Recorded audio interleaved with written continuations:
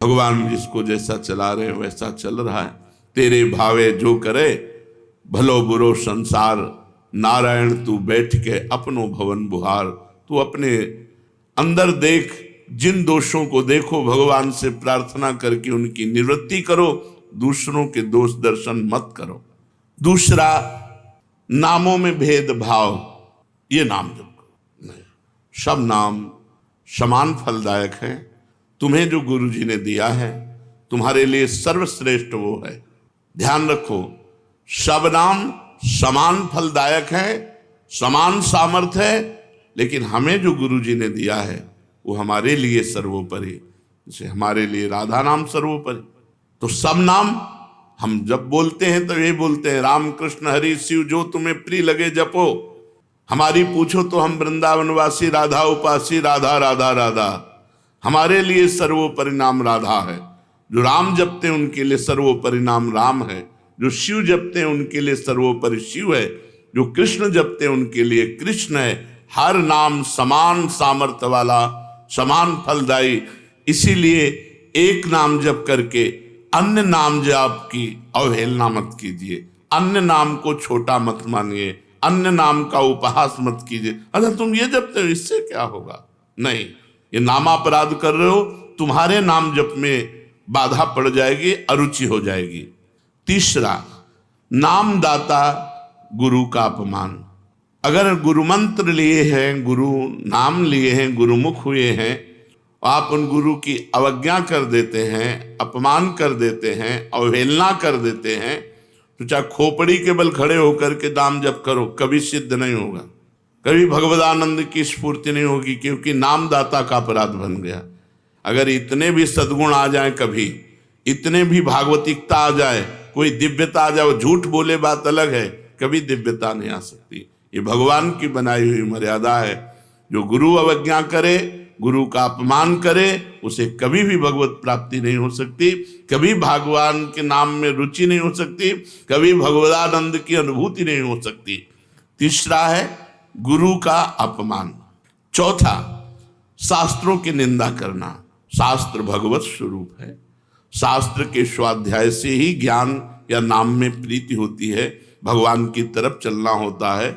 भगवान का अक्षर ब्रह्म स्वरूप समस्त शास्त्र हैं, एक एक अक्षर में भगवान विराजमान है। इसलिए किसी भी शास्त्र की निंदा न करो, सब शास्त्र भगवत स्वरूप है। शास्त्रों की निंदा अगर करोगे तो नाम भगवान तुम्हारी जिह्वा पे नहीं टिकेंगे, नाम में बाधा पड़ जाएगी। पांचवा, नाम में अर्थवाद। अरे इतनी महिमा नाम की, केवल गाते हैं, केवल प्रशंसा के लिए, ऐसी नहीं महिमा है नहीं।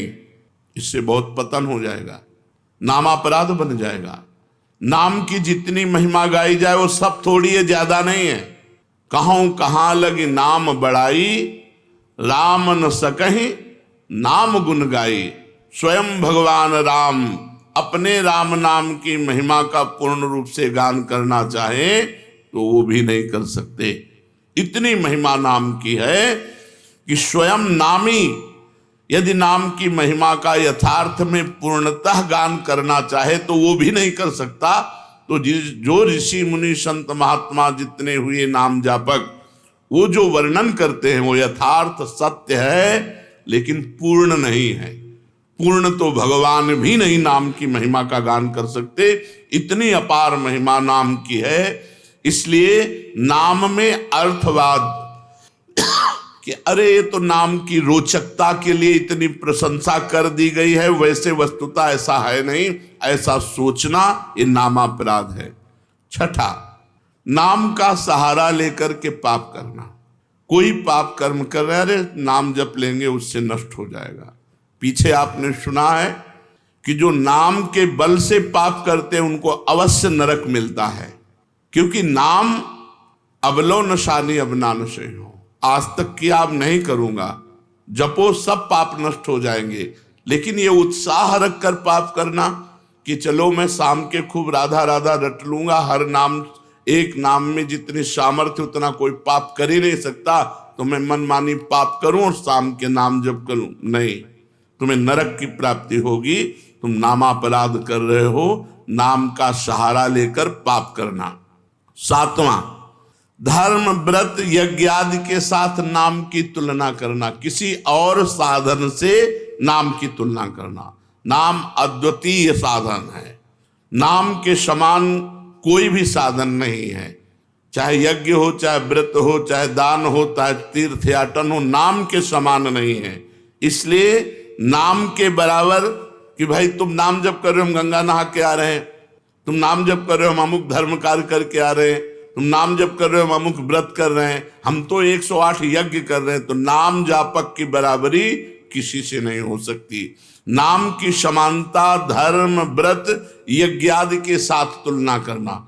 नाम जापक जब गंगा जी को स्पर्श करता है तो गंगा जी निष्पाप हो जाती है, गंगा जी निष्पाप हो जाती है। गंगा पापम, गंगा जी पाप का नाश करते हैं, लेकिन जब नाम जापक गंगा जी का स्पर्श करता है तो गंगा निष्पाप हो जाती है। इसलिए धर्म व्रत यज्ञ आदि के साथ नाम की तुलना करना, ये नाम का 7वां अपराध है। 8वां, हरि निंदक, हरि विमुख, अवहेलना करने वाले भक्तों की, उन अश्रद्धालुओं को जो सुनना नहीं चाहते, जो भक्तों की निंदा करते, भगवान की निंदा करते हैं, ऐसों को नाम का उपदेश करना। अब यहाँ विचारणीय विषय है, जो सुनना नहीं चाहते हैं। अभी आपने सुना कि जब नाम कीर्तन किया जाता है तो यदि उनके कान में नाम पड़े उनका भी मंगल हो जाएगा। उनको उपदेश नहीं करना, लेकिन नाम सुनाना है। दूर से भगवान नाम की जय घोष करनी है, घोर पापी के भी कान में जाएगा तो उसका मंगल करेगा। नाम कीर्तन की महिमा में सुना। तो यहाँ ये बात नहीं है, यहाँ बात कही जाती है उसको शिष्य बनाना, उसको उपदेश करना। जो अश्रद्धालु है, सुनना नहीं चाहता, हरि निंदक है, भक्त निंदक है, ये नामापराध है। ऐसे को शिष्य नहीं बनाना चाहिए। लेकिन नाम कीर्तन सुनने का सब कोई अधिकारी है। जैसे जगाई और मधाई, मांस मदिरा आदि सबसे युक्त पुरुष, घोर दुष्ट स्वभाव, भक्त को देख करके ही गाली देना और उनका उपहास करना। तो हरिदास जी ने कहा नित्यानंद महाप्रभु से, छोड़ो, इनके समीप भी नहीं चलना। ये मोहल्ले में उनका तंबू लगा हुआ है, शिविर लगा हुआ है, चलोगे ठीक नहीं है।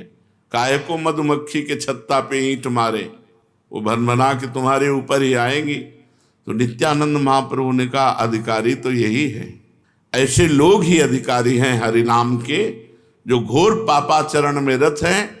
उनके कान पर यदि हरिनाम जाएगा तो उनका भी मंगल हो जाएगा।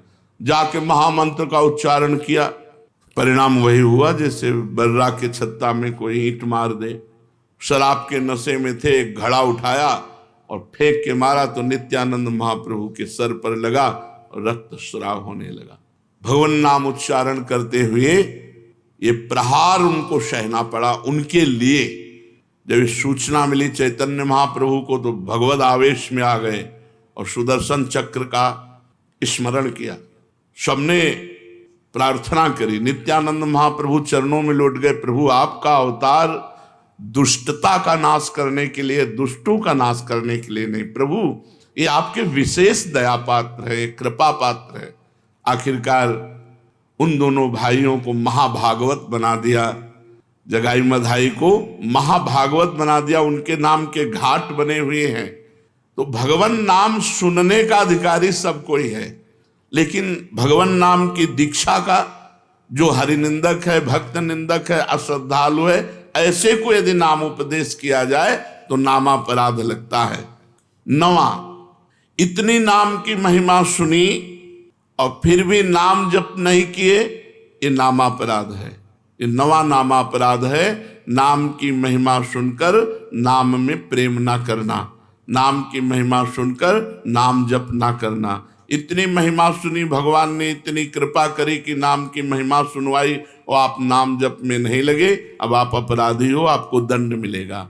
10वां, मैं मेरे में फंसे रहना और भोगों से प्रेम करना और नाम का विस्मरण कर देना।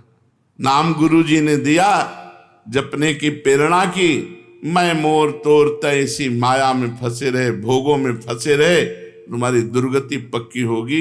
ये 10 नामापराधों से यदि बच जाए तो नाम जप और नाम कीर्तन में आसक्ति हो जाएगी, नाम में प्रेम हो जाएगा।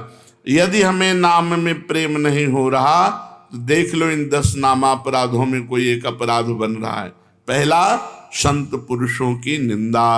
दूसरा, नामों में भेदभाव। तीसरा, गुरु का अपमान।